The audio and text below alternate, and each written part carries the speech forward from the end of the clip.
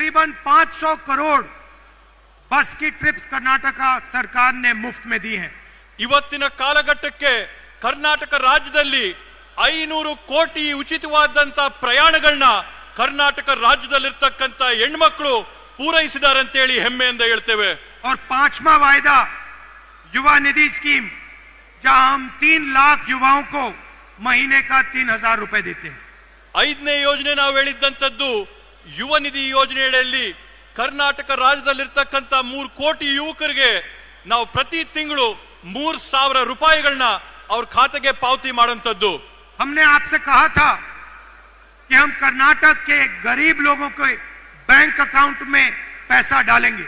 ನಾವು ನಿಮಗೊಂದು ಆಶ್ವಾಸನೆಯನ್ನ ಕೊಟ್ಟಿದ್ವಿ, ನಾವು ಕರ್ನಾಟಕ ರಾಜ್ಯದಲ್ಲಿರ್ತಕ್ಕಂತ ಬಡ ಕುಟುಂಬಗಳ ಬ್ಯಾಂಕ್ ಅಕೌಂಟ್ಗಳಿಗೆ ನೇರವಾಗಿ ಹಣನ ಜಮಾ ಮಾಡ್ತೀವಿ ಅಂತ ಆಶ್ವಾಸನೆ ಕೊಟ್ಟಿದ್ವಿ। और आज हजारों करोड़ रुपए डायरेक्ट आपके बैंक अकाउंट में जाता है। ಇವತ್ತು ಕರ್ನಾಟಕ ರಾಜ್ಯದಲ್ಲಿ 16,000 ಕೋಟಿ ರೂಪಾಯಿಗಳ ಅನುದಾನ ಹಣ ನೇರವಾಗಿ ಪಡಿತರ ಅಕೌಂಟ್ಗಳಿಗೆ ಜಮಾ ಆಗ್ತಾ ಇದೆ।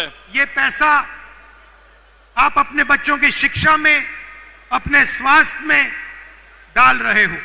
ಈ ಒಂದು ನಾವು ಕೊಡ್ತಾ ಇರತಕ್ಕಂತ ಹಣನ ತಾವು ತಮ್ಮ ಮಕ್ಕಳ ವಿದ್ಯಾಭ್ಯಾಸಕ್ಕೋಸ್ಕರ, ತಮ್ಮ ಕುಟುಂಬಗಳ ಆರೋಗ್ಯಕ್ಕೋಸ್ಕರ ಈ ಎಲ್ಲ ಅನುದಾನಗಳನ್ನ ಹಣನ ಬಳಸ್ತಾ ಇರತಕ್ಕಂತದ್ದು ನಾವು ನೋಡಿದ್ದೇವೆ। और यही हम चाहते थे कि जो आपका धन है वो वापस आपके जेब में जाए। ಇದೇ ನಮ್ಮ ಮೂಲ ಉದ್ದೇಶ ಇತ್ತು, ತಮ್ಮ ತೆರಿಗೆಯ ಹಣ ಏನ್ ಸರ್ಕಾರಕ್ಕೆ ಬರುತ್ತೆ ಆ ತೆರಿಗೆಯ ಹಣ ಮತ್ತೊಮ್ಮೆ ನೇರವಾಗಿ ನಿಮ್ಗೆ ಹೋಗ್ಬೇಕು ಅನ್ನೋ ಉದ್ದೇಶ ನಮ್ದಾಗಿತ್ತು। बीजेपी चाहती है कि चुने हुए लोगों को हिंदुस्तान का पूरा धन मिले। ಬಿಜೆಪಿಯ ಉದ್ದೇಶ ಇರ್ತಕ್ಕಂಥದ್ದು ಈ ದೇಶದಲ್ಲಿ ಆಯ್ಕೆ ಮಾಡಿದಂತ ಕೆಲವೊಂದು ಕುಟುಂಬಗಳಿಗೆ ಮಾತ್ರ ಈ ದೇಶದ ಎಲ್ಲ ಸಂಪನ್ಮೂಲ ಆಸ್ತಿ ಸ್ವತ್ತು ಹೋಗ್ಬೇಕು ಅಂತೇಳಿ। और हम चाहते हैं कि कर्नाटक की जनता के जेब में, गरीब जनता के जेब में, पिछड़ों, दलितों, आदिवासियों, इनके जेब में सीधा पैसा जाए।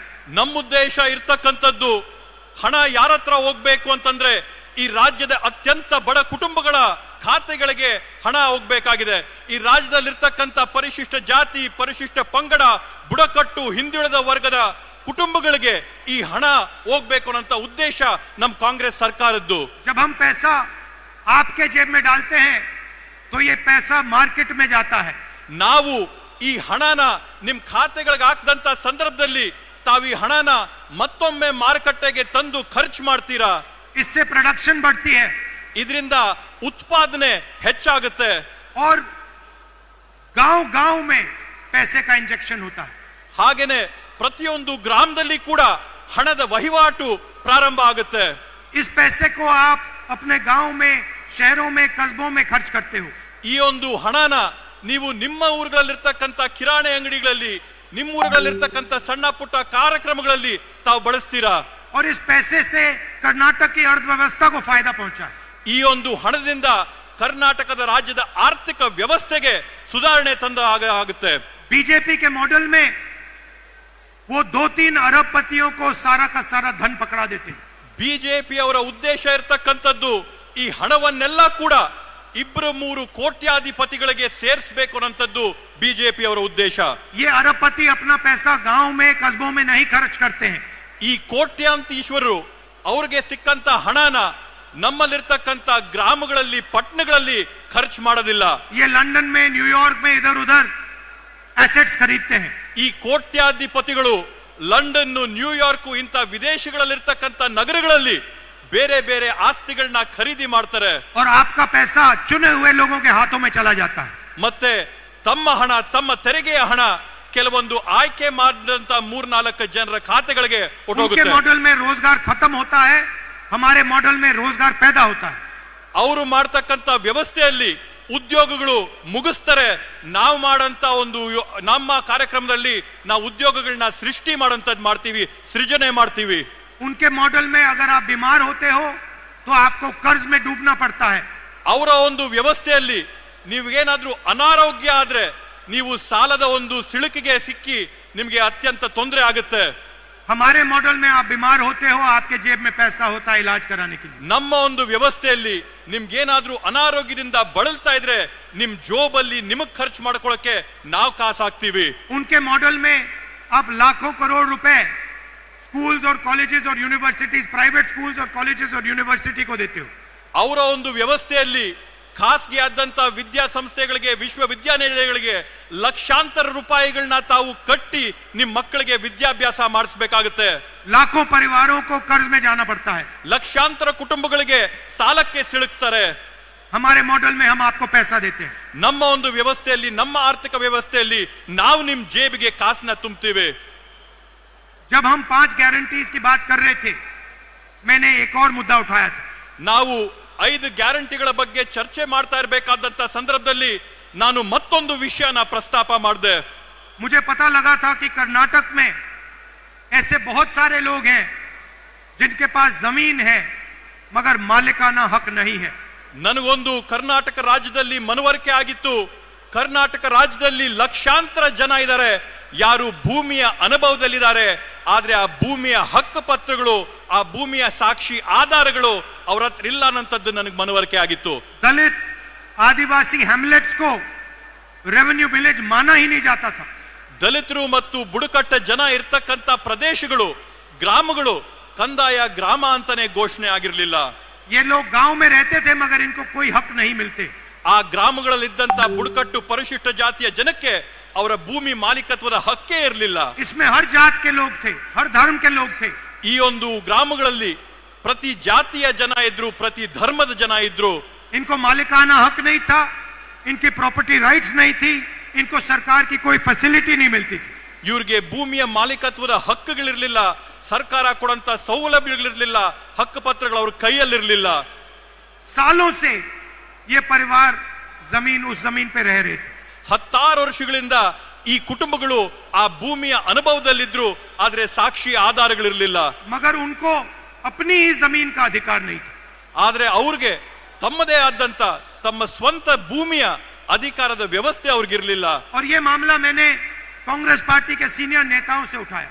ಈ ಒಂದು ವಿಷಯದ ಬಗ್ಗೆ ನಾನು ನಮ್ಮ ಕಾಂಗ್ರೆಸ್ ಪಕ್ಷದ ಹಿರಿಯ ಮುಖಂಡರ ಗಮನಕ್ಕೆ ಈ ವಿಷಯನ ತಂದೆ। खारगे जी से, सिद्धरमैया जी से, डीके शिवकुमार, बाकी मंत्रियों से मैंने ये बात की।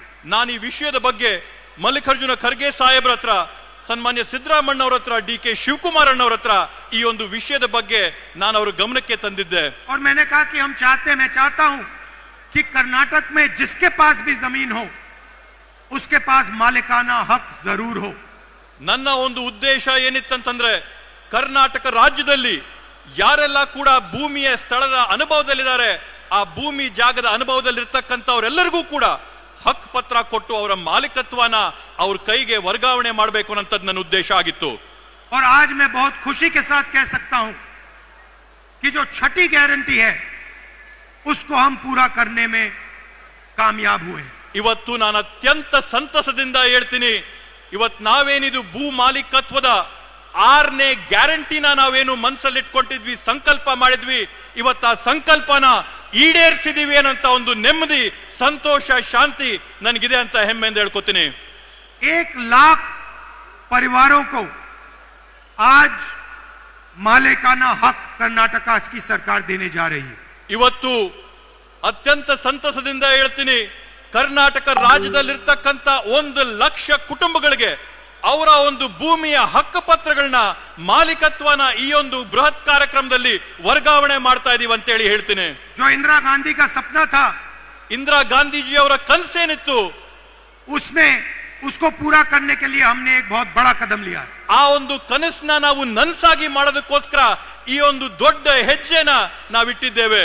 2000 हैबिटेशंस को हम रेवेन्यू विलेज घोषित कर रहे हैं। 2000 ಪ್ರದೇಶಗಳನ್ನ ನಾವಿವತ್ತು ಕಂದಾಯ ಗ್ರಾಮಗಳಾಗಿ ನಾವಿವತ್ತು ಘೋಷಣೆ ಮಾಡಿದಂತ ಐತಿಹಾಸಿಕ ತೀರ್ಮಾನ ಮಾಡಿದ್ದೇವೆ। और मैंने ये भी कहा है कि डिजिटल रजिस्ट्री होनी चाहिए। ನಾನು ಮತ್ತೊಂದು ಮಾತು ಹೇಳಿದ್ರೆ, ತಂತ್ರಾಂಶಗಳಲ್ಲಿ, ತಂತ್ರಜ್ಞಾನದಲ್ಲಿ ಎಲ್ಲ ದಾಖಲಾತಿಗಳು ತಂತ್ರಜ್ಞಾನದಲ್ಲಿ ಡಿಜಿಟಲ್ ರೆಕಾರ್ಡ್ ಇರಬೇಕು ಅಂತ ಹೇಳಿ। गरीब लोग अपने जमीन का रिकॉर्ड नहीं निकाल सकते हैं। ಬಡ ಕುಟುಂಬದಲ್ಲಿರ್ತಕ್ಕಂಥವ್ರು, ಸಣ್ಣ ಪುಟ್ಟ ಮನೆಗಳಲ್ಲಿರ್ತಕ್ಕಂಥವ್ರು ಅವರ ಕಂದಾಯ ದಾಖಲಾತಿಗಳನ್ನ ಭದ್ರವಾಗಿ ಇಟ್ಕೊಳ್ಳೋಕೆ ಕಷ್ಟ ಆಗುತ್ತೆ। सालों बीत जाते हैं, उनको अपना डॉक्यूमेंट नहीं मिलता है। 10 ವರ್ಷಗಳು ಕಳೆದರೂ ಕೂಡ ಅವ್ರಿಗೆ ಅವರ ಮಾಲೀಕತ್ವದ ಪತ್ರಗಳು ಕೈಗೆ ಸಿಗೋದಿಲ್ಲ. इसीलिए हमने कहा है कि 21वीं सदी में डिजिटल रजिस्ट्री होनी चाहिए.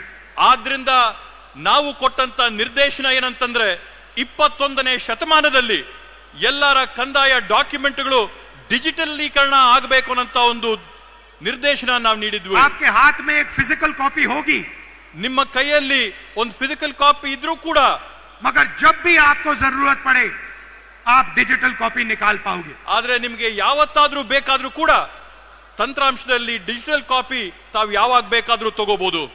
इस गारंटी से हमारे जो सबसे गरीब कमजोर भाई बहन हैं उनको फायदा होगा. ಇವತ್ತು ಈ ಒಂದು 6ನೇ ಗ್ಯಾರಂಟಿಯಿಂದ ನಮ್ಮ ಸಮಾಜದಲ್ಲಿರ್ತಕ್ಕಂಥ ಅತ್ಯಂತ ಬಡ ಹಿಂದುಳಿದ ಕುಟುಂಬಗಳಿಗೆ ಸಾಕಷ್ಟು ದೊಡ್ಡ ಅನುಕೂಲ ಸೌಲಭ್ಯ ಆಗಿದೆ. लंबिनी, बंजारा, भोवी, सोलिगा, नायक, इन सब लोगों को, इन सब कम्युनिटीज को फायदा मिलने जा रहा है. ಬುಡಕಟ್ಟ ಸಮುದಾಯಗಳಿಗೆ ಸೇರಿದಂತವರಿಗೆ ಎಲ್ಲರಿಗೂ ಕೂಡ ಈ ಒಂದು ಕಾರ್ಯಕ್ರಮದಿಂದ ಯೋಜನೆಯಿಂದ ಒಂದು ದೊಡ್ಡ ಸಹಾಯ ಆಗಿದೆ. और मैंने एक और बात बोली है. ನಾನು ಇದ್ರ ಜೊತೆಗೆ ಮತ್ತೊಂದು ಮಾತನ್ನ ನಾನು ಹೇಳಿದ್ದೇನೆ. 50,000 ऐसे परिवार हैं 50 जिनके पास अभी भी मालिकाना हक नहीं है. ನಾನು ಮತ್ತೊಂದು ಮಾತು ಹೇಳಿದ್ದೀನಿ. 50,000 ಈ ರೀತಿಯಾದಂತ ಕುಟುಂಬಗಳಿವೆ ಯಾರಿಗೆ ಇವತ್ತಿಗೂ ಕೂಡ ತಮ್ಮ ಹಕ್ಕು ಪತ್ರಗಳ ಕೈಗೆ ಸಿಕ್ಕಿಲ್ಲ. हम चाहते हैं कि 6 महीने के अंदर उन 50,000 परिवारों को भी मालिकाना हक दिया जाए. ನಾನ್ ತಮ್ಗೆ ಆಶ್ವಾಸನೆ ಕೊಡ್ತೇನೆ, ಮುಂದೆ ಬರುವಂತ 6 ತಿಂಗಳ ಒಳಗಡೆ ಈ 50,000 ಕುಟುಂಬಗಳಿಗೂ ಕೂಡ ಅವರ ಹಕ್ಕು ಪತ್ರನ ಕೊಡಂತ ಕೆಲಸನ ನಮ್ಮ ಸರ್ಕಾರದ ವತಿಯಿಂದ ಮಾಡಿಸ್ತೇವೆ ಅಂತ ಹೇಳಿ. 2000 रेवेन्यू विलेजेस घोषित किए गए हैं. 2,000 ಕಂದಾಯ ಗ್ರಾಮಗಳನ್ನ ಊರ್ಜಿತ ಮಾಡಿದ್ದೇವೆ. हम चाहते हैं कि 500 और नए रेवेन्यू विलेजेस घोषित हों.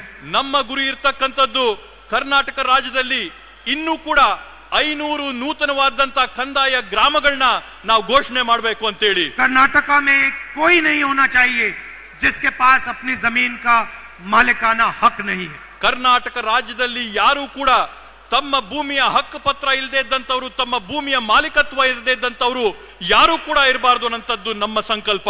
जो कांग्रेस पार्टी के स्टेट, डिस्ट्रिक्ट और विलेज गारंटी कमिटीज हैं, ಕರ್ನಾಟಕ ರಾಜ್ಯದಲ್ಲಿರ್ತಕ್ಕಂಥ ಜಿಲ್ಲೆ, ತಾಲೂಕು, ಗ್ರಾಮದ ಗ್ಯಾರಂಟಿ ಸಮಿತಿಗಳೇನಿವೆ, उनसे मैं कहता हूं कि आप हर परिवार को उनकी डीड जाके दो.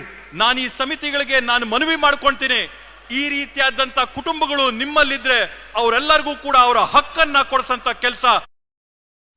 हर परिवार को अपना मालिकाना हक मिलना चाहिए. ಪ್ರತಿಯೊಂದು ಪರಿವಾರಕ್ಕೂ ಕುಟುಂಬಕ್ಕೂ ಕೂಡ ತಮ್ಮ ಹಕ್ಕು ಪತ್ರಗಳು, ತಮ್ಮ ಮಾಲೀಕತ್ವದ ಪ್ರಮಾಣ ಪತ್ರಗಳು ಸಿಗಬೇಕು ಅನ್ನೋಂಥದ್ದನ್ನ ಮನವಿ ಮಾಡ್ತೀನಿ. और हम चाहते हैं कि कर्नाटक हिंदुस्तान का पहला प्रदेश हो जहां जिसके पास भी जमीन है उसके पास उस जमीन का हक है. ನಮ್ಮ ಉದ್ದೇಶ ಇರತಕ್ಕಂಥದ್ದು ಭಾರತ ದೇಶದಲ್ಲಿ ಕರ್ನಾಟಕ ರಾಜ್ಯ ಮೊಟ್ಟ ಮೊದಲನೇ ರಾಜ್ಯ ಆಗಬೇಕು. ಯಾವ ರಾಜ್ಯದಲ್ಲಿ ಇರ್ತಕ್ಕಂಥ ಪ್ರತಿಯೊಬ್ಬ ಸಾರ್ವಜನಿಕರು ಮಾಲೀಕತ್ವದಲ್ಲಿ ಅನುಭವದಲ್ಲಿರ್ತಕ್ಕಂಥ ಭೂಮಿಯ ಪತ್ರಗಳು ಅವ್ರ ಕೈಯಲ್ಲಿರಬೇಕು, ಅವರ ಮಾಲೀಕತ್ವದ ಹಕ್ಕು ಪತ್ರ ಅವ್ರಿಗೆ ಸಿಕ್ಕಿರ್ಬೇಕು ಅನ್ನೋ ಉದ್ದೇಶ. वायदा हमने आपको 5 गारंटी का किया था, ಇವಾಗವರೆಗೂ ನಾವು ನಿಮಗೆ 5 ಗ್ಯಾರಂಟಿಗಳ ಆಶ್ವಾಸನೆ ಕೊಟ್ಟಿದ್ವಿ. मगर सच्चाई में हमने आपके लिए 6 गारंटी की है. ಆದ್ರೆ ವಾಸ್ತವವಾಗಿ ನಿಜವಾಗಿ ಕೂಡ ನಾವು ನಿಮ್ಗೋಸ್ಕರ 6 ಗ್ಯಾರಂಟಿಗಳನ್ನ ಈಡೇರಿಸಿದ್ದೇವೆ. और ये शायद सबसे जरूरी कर्नाटक के भविष्य के लिए गारंटी है. ಈ 6ನೇ ಗ್ಯಾರಂಟಿ ಏನ್ ನಾವು ಈಡೇರಿಸಿದೀವಿ, ಕರ್ನಾಟಕ ರಾಜ್ಯದ ಭವಿಷ್ಯಕ್ಕೆ ಅತ್ಯಮೂಲ್ಯವಾದಂತ ಕೊಡುಗೆಯಾಗಿ ಇದಾಗಿದೆ. इससे करोड़ों परिवारों को फायदा होने जा रहा है. ಈ ಒಂದು ಹಕ್ಕು ಪತ್ರಗಳಿಂದ ಕೋಟ್ಯಾಂತರ ಕುಟುಂಬಗಳಿಗೆ ಅನುಕೂಲ ಆಗಂತದ್ದನ್ನ ನಾವು ನೋಡ್ತೇವೆ. आप सबका मैं बहुत बहुत धन्यवाद करता हूं. नमस्कार, जय हिंद. ತಮ್ಮೆಲ್ಲರಿಗೂ ಕೂಡ ನಾನು ವಂದನೆಗಳನ್ನ, ನಮನಗಳನ್ನ ಸಲ್ಲಿಸ್ತಾ ನನ್ನ ಮಾತುಗಳನ್ನ ಮುಗಿಸ್ತೀನಿ. ಜೈ ಹಿಂದ್. ಲೇಟೆಸ್ಟ್ ಹಾಗೂ ಇಂಟ್ರೆಸ್ಟಿಂಗ್ ಸುದ್ದಿಗಳಿಗಾಗಿ ಬಾಸ್ ಟಿವಿ ಕನ್ನಡ ಚಾನೆಲ್ನ ಸಬ್ಸ್ಕ್ರೈಬ್ ಮಾಡಿ. ಹಾಗೆಯೇ ಬೆಲ್ ಐಕಾನ್ ಪ್ರೆಸ್ ಮಾಡಿ. ಇದರ ಜೊತೆಗೆ ಫೇಸ್ಬುಕ್, ಇನ್ಸ್ಟಾಗ್ರಾಮ್, ಎಕ್ಸ್ನಲ್ಲೂ ಮಿಸ್ ಮಾಡದೆ ಫಾಲೋ ಮಾಡಿ.